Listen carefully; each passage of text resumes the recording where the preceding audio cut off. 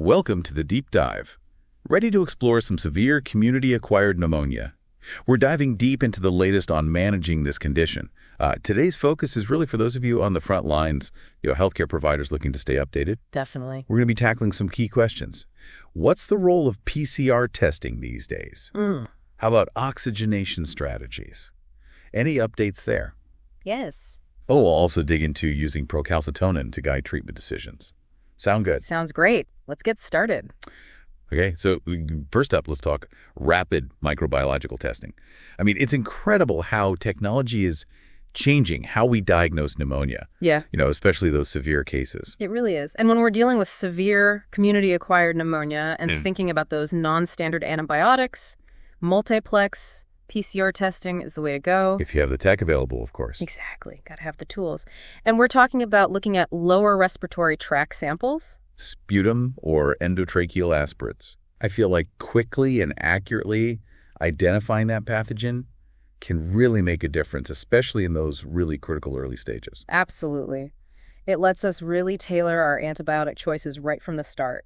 No more shooting in the dark. Smart. Yeah. So let's switch gears for a minute and talk about managing patients who are, really struggling to breathe. Yeah, those oxygenation strategies are key in these cases. What are the current recommendations for supporting these patients? So for severe community-acquired pneumonia patients with acute hypoxemic respiratory failure. Meaning a dangerously low level of oxygen in the blood. Right. In those cases, high-flow nasal oxygen is the preferred approach. Over standard oxygen therapy. Yeah, but that's assuming they don't need to be intubated immediately, of course. Of course. So high-flow nasal oxygen seems to be the go-to in most cases. What about non-invasive ventilation? Does that have a role here? It can. For those patients who continue to have hypoxemia despite high-flow oxygen, non-invasive ventilation might be a good option. Especially if they don't need immediate intubation. Exactly. We need to have different tools available so we can adapt to each patient's needs. Makes sense. Okay, let's talk about empirical antibiotic therapy. What's the gold standard now for severe pneumonia cases? The current recommendation for hospitalized patients is a combo of beta-lactams and macrolides. Instead of fluoroquinolones. Right. Why the shift away from fluoroquinolones? Yeah. Is it resistance? Yeah, resistance is a big factor. Macrolides are looking like a better choice in these cases. Interesting. Okay, let's talk Procalcitonin. I keep hearing about it. How can this biomarker help us manage antibiotic treatment better, especially in severe pneumonia? Procalcitonin can really help us make decisions about shortening antibiotic treatment, which is a huge part of good antibiotic stewardship. Definitely. It's all about using antibiotics wisely to make sure they keep working. Exactly. All right, let's move on to influenza. It's also involved in pneumonia cases. So when should we be thinking about using oseltamivir for severe community-acquired pneumonia? If PCR testing confirms influenza, oseltamivir is definitely recommended. Got it. But what if we can't get PCR results right away? During flu season, using oseltamivir empirically is a good idea. Even without PCR confirmation? Yes, but we still need to weigh the benefits and risks for each patient. Of course. Shared decision-making is so important. Now let's talk about corticosteroids.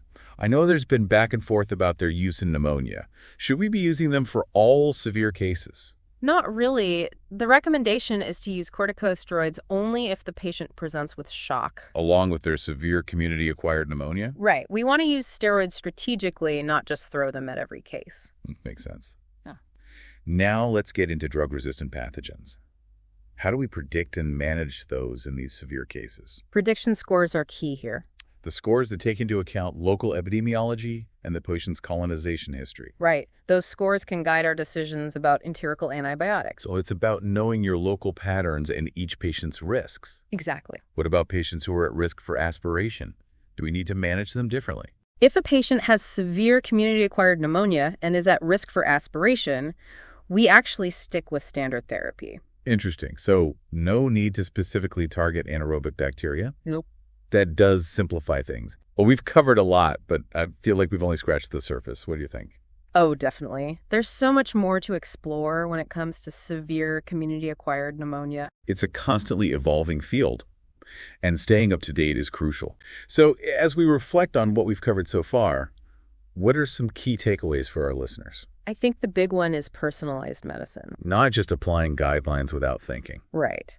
We need to consider each patient individually, their risk factors, their history, their preferences. Tailoring our approach. Exactly. I'd say antibiotic stewardship is huge. We talked about using Procalcitonin to help guide our decisions about antibiotics. What else can we do to use antibiotics responsibly? We need to educate our patients About using antibiotics only when they're really needed. and finishing the entire course. And the harms of overusing them. Right. We also need to keep up with local resistance patterns and prescribe accordingly. It's a team effort. Patient education, surveillance, careful prescribing. Exactly. And it's an ongoing process. Always room for improvement. When should we consider corticosteroids? Corticosteroids are recommended for patients who present with shock. In addition to severe community-acquired pneumonia. Right. They can help stabilize the patient. So they're useful, but we need to use them carefully. And watch for side effects. Like hyperglycemia and immunosuppression. What about patients with risk factors for aspiration? Do we need to target anaerobic bacteria specifically? Actually, no. For those patients, we stick with standard community-acquired pneumonia therapy. Interesting. Makes things a bit easier. It does. Well, I think we've given our listeners a good overview of the latest recommendations for managing severe community-acquired pneumonia. What do you think? Definitely. To all our listeners out there, whether you're a seasoned pro or just starting out, keep learning. Stay curious. Ask questions.